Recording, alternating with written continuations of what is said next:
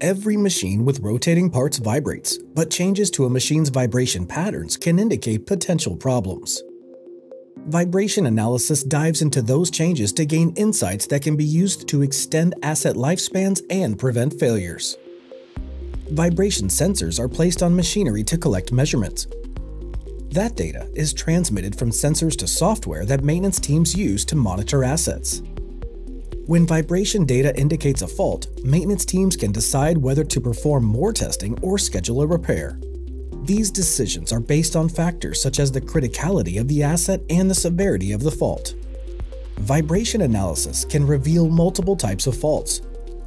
The most common are misalignment, imbalance, looseness, and bearing wear.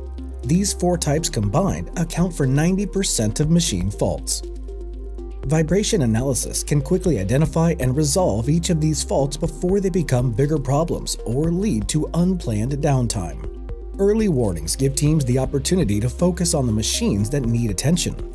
Repairs planned in advance can be scheduled for the most convenient time.